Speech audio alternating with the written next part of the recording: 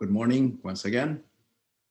Before I begin my Zen pointers, I'd like to again acknowledge how glad and grateful I am to be back on home turf. And I'm grateful, especially and ongoingly, to Helen for holding the fort, and also for Lois, who really held the Sangha together with our on-site sittings, which unfortunately we had to stop because of the rise in COVID, and also to Katie and to Brian and all of those who helped in getting that hybrid way of presenting our Sangha and offering our continuing practice to everyone. So again, a bow of deep thanks. For today, I would like to begin by acknowledging the pain and the lament that many of you will recognize as we look at current events, seeing so much violence and so much anxiety and so much insecurity going on in the world. And much of it is rooted in religion. I'm not just talking about Afghanistan. I'm also talking about the kinds of things that religious people do to denigrate others who do not believe in the way they do. They could be of whatever tradition. There are areas in the Middle East where religion plays a factor in the conflict, and also in Asia, and also in the United States. And if we really look at what's happening in the world that is causing the tension and the violence and the conflict among human beings, we will see that a great factor in that is that people believe that they have the right way and that we alone possess the truth and all others don't, or all others be damned, or all others are less than us because we have the truth. Now, I am also sad to say that those of us who practice Zen may not be immune from that, saying that our way of Zen is the best and so on. That's also an attitude that can be nurtured without our realizing it. I ran across an item recently that asked the question, can mindfulness make people selfish? For those of you who would like to check that article, I posted it on the Maria Kannon Zen Facebook page and also on my own Facebook page, just to offer some pointers of reflection for those of us who may think we are earnestly doing our practice, but somehow may be falling into a pitfall of becoming more and more self-absorbed and self-centered in the process, without my practice or with my enlightenment as the center of our world, in a way that makes it very divisive, or in a way that makes it less than what it is meant to be, namely as something that can really make us peaceful, humble, and compassionate. So any path has its pitfalls, and so today I would like to note some of those pitfalls that may be lurking in our way of Zen meditation practice. So in that regard, it is always a wholesome recourse to continue to connect with Sangha. Because if we sit together in this way, and as we continue to remind ourselves that we are not alone in this practice, some of those tendencies in us that may make us think, I'm really great here, I'm practicing, look, I'm spiritual, and those others, look, those others who are making a mess of the world, they're not like me, and so on. So it's that kind of mentality that can be cultivated without our realizing it, precisely as an offshoot of our Zen practice. So let us be careful. Now, in sitting with Sangha, we get constantly reminded of what our practice is about. Even the chant that we just chanted before the talk about boundless compassion, that this practice is about cultivating compassion. And as I do so, and as I engage in this practice, I know that I am always surrounded by compassion and I am wrapped in compassion, and that affirms me to live in that compassionate way. So even joining in that chant without our fully understanding the words somehow wraps us in that circle of compassion that then thereby empowers us to be a little more compassionate, and hopefully more and more. Or the chants that we will be reciting toward the end of our day of Zen, the 4 vows of the Bodhisattva. Sentient beings are numberless. I vow to free them, and so on. The resolve that my practice will not be something that I will keep contained within myself, but something that will empower me to offer my life at the service of others and for the liberation of others. So those are some of those antidotes for the tendency to fall into that pitfall of becoming more self-centered or selfish because of our practice. Another one is, of course, to be in constant, or rather in regular communication with a teacher, whoever it may be, someone whom you can trust and be totally open, and who can point out to you some of those possible pitfalls that may be lurking on your path.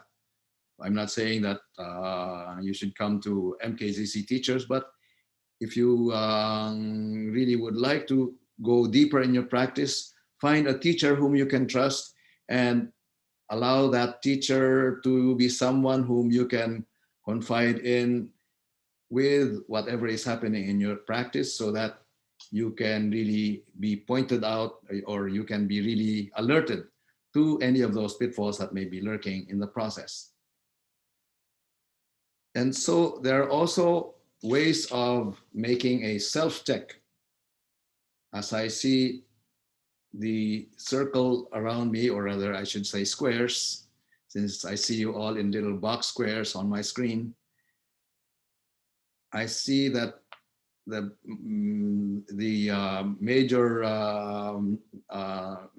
majority of you people are people whom I have known, and there are some newcomers whom I look forward to knowing a little better. And I see your earnestness in practice, and you can always make the self-check as you go along. Namely, is this practice making me peaceful, more peaceful within myself? Is it allowing me to be more at home and grounded and accepting of myself, which thereby makes me more accepting of others? The opposite of that is if it's making me a little more arrogant, thinking, look at me, I'm a spiritual person, and look at those others who are not, and so on. If it's that kind that's creating a rift between myself and others, then something may not be fully the way it should be. So have that checked out, or check that out yourself. So is this practice making you more truly peaceful, or enabling you to live with that deeper inner peace and self-acceptance, which thereby allows you to be at peace with others and gift that peace to others and to the world? And secondly, is it making me more humble, more self-effacing, less prone to wanting to assert myself in situations?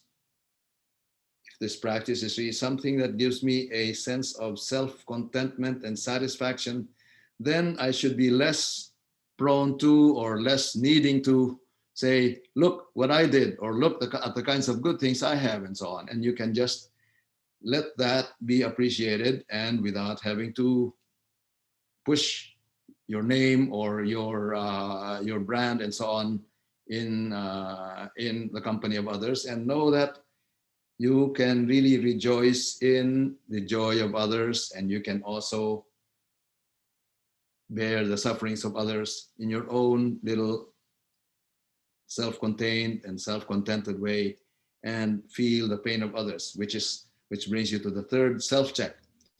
Is this practice enabling me to be more compassionate, first of all with myself and then toward others? So those are the 3 points of self-check that I'd like to invite each and every one of you to keep looking at every now and then. Am I becoming more peaceful and more deeply at home with myself with this practice and through this practice? Is this making me more humble and more self-effacing? And is this leading me to a greater sense of compassion for others, as well as toward myself, knowing that I am also held in compassion by others and by the whole universe? Those are some practical guidelines I'd like to offer to forestall any of those pitfalls that can come with a certain orientation in practice that tends to that selfishness that this article is talking about. So I would like to take a koan that is offered to those who are in some advanced stages of practice to really become a mirror of what's happening in their own lives in practice. And this is taken from the so-called Book of Transmission, the last book of koans that those who are in that path are given. And the first one is about the enlightenment of Shakyamuni Buddha. It is said that when the Buddha was enlightened, he uttered these words: "Under the heavens and above the earth, I alone am holy." Under the heavens and above the earth, I alone am holy. Now, what's that? Or there are some other stories that say that the Buddha uttered that at the moment of his birth, but that's again a mythological or a hagiographical tale. Even this is also something that is constructed by later generations. But in any case, this is something attributed to the Buddha when he was enlightened. Under the heavens and above the earth, I alone am holy. So if you hear that, you might think, what a big egoist. If that's what enlightenment is, I don't think that's what I want, just to think I alone am holy. Now, if we read that as the Buddha saying, this Shakyamuni Gautama Siddhartha, am alone holy, or alone am holy, then that's a total misreading of that koan or of that saying. When he was enlightened, he realized that there was no separation between myself and the trees, the ground, the earth, the sky, the sun, and realized that I and everything are not separate. And this little I that I think is the center of the universe before I realized this has now dissolved and has become merged into that oneness of the entire universe. And it is from that perspective that this is being uttered. Under the heavens and above the earth, I alone am holy. In short, that I is no longer this I, me, mine that I associate with my individual personality. It is that I that is also heard in before Abraham was, I am, that Jesus uttered in the fourth gospel. The fourth gospel, as you know, is not about the historical Jesus, but Jesus, the word that comes from all eternity, that is present in each and every human fleshly event. The I am that took on our flesh and lifted it up and enabled it to be open to its divine dimension. Anyway, I won't go too far in. I won't wax profound into into theological matters. If any one of you is interested in that, we can do that another time with an appropriate beverage together. But all of these words are simply pointers to something that the Buddha experienced. And this particular way of expressing it in words, under the earth and above, or rather under the heavens and above the earth, I alone am holy, is one way, but not to be taken in a literal way, but it's an invitation for us also to realize what that dimension of under the heavens and above the earth, I alone am holy. Again, you already are clear that it's not this I, me, mine that is attached to your name or your individual personality. So what is that I, that true I? For those of you practicing with Mu, who are seeking really to be one with Mu, and I know that there are some of you out there who are really earnestly taking Mu as your gateway to this practice, let that be a key. That Mu that you are taking as the gateway to the innermost sanctum of your own self, and which is meant to open you out to the reality of who you are in the context of its interconnectedness with everything in the universe, is being pointed to by that same word, under the heavens and above the earth, I alone am holy. In short, if you look around, as I look around at our window here, I see the little pebbles on our garden and the grass and the trees, and I see the sky, the houses, and well, within the house, I see the chairs, the tables, and so on. Each and everything that I see is not something out there that I, this little individual personality, sees as a subject seeing an object. Each and everything, just as it is a manifestation of that under the heavens and above the earth. I alone am holy. In short, we can shorten all the words and just take one word out of that and say holy. And that's it. Holy, holy, holy.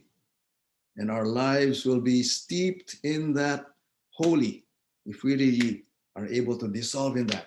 And we cannot do anything but just bow in gratitude and bow in a simple acknowledgement of this gift of being alive and in the midst of holy, holy, holy.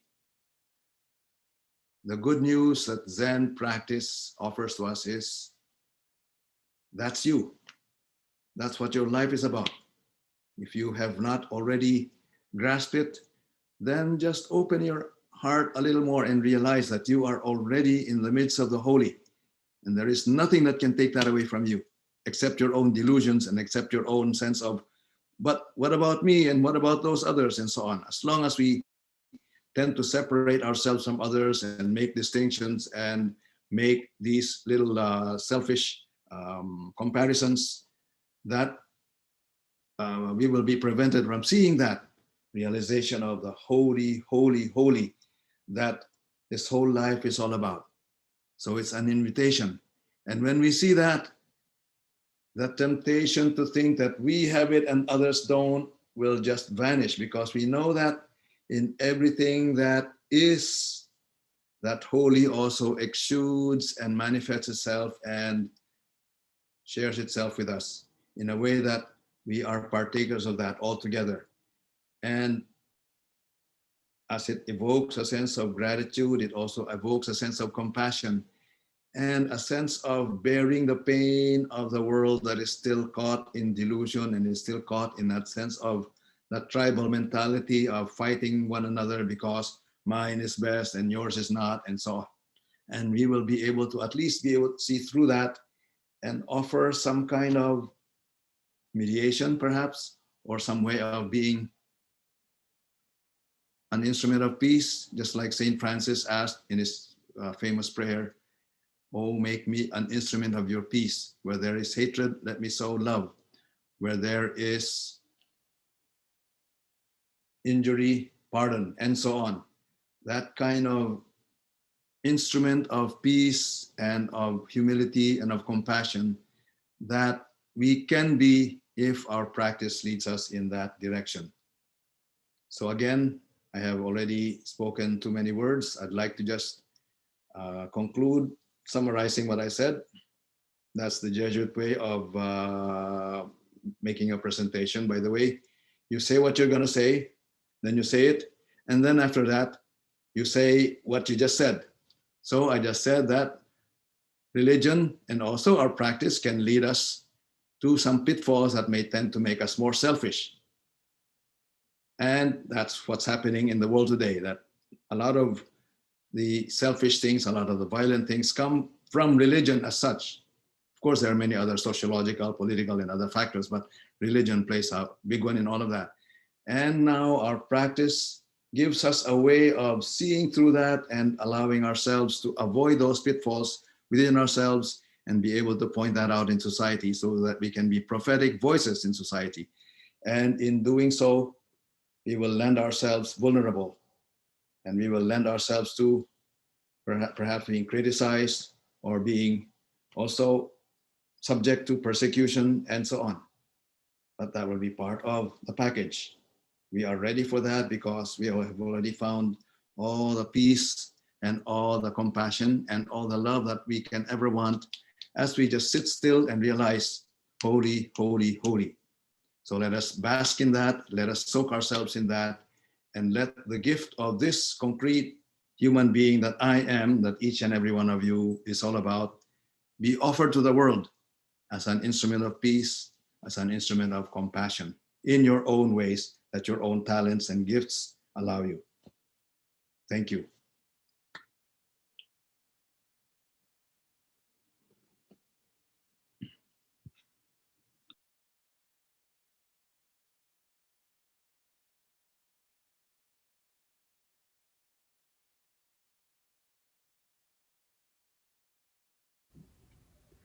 Boundless compassion, absorbing your sounds awakens the Buddha right here. This Buddha, the source of compassion. This Buddha receives only compassion. Buddha, Dharma, Sangha, just compassion. Thus the pure heart always rejoices. In the light recall this, in the dark recall this. Moment after moment, the true heart arises. Time after time, there is nothing but this.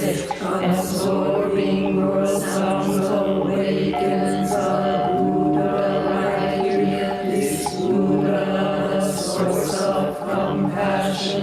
This Buddha receives only compassion. Buddha, Dharma, Sangha, just compassion. Thus the pure heart always rejoices. In the light recalls it, in the dark recalls it. Moment after moment, the true heart arises. Time after time, there is nothing but this. Absorbing your sounds awakens the Buddha right here. This Buddha, the source of compassion. This Buddha receives only compassion. Buddha, Dharma, Sangha, just compassion.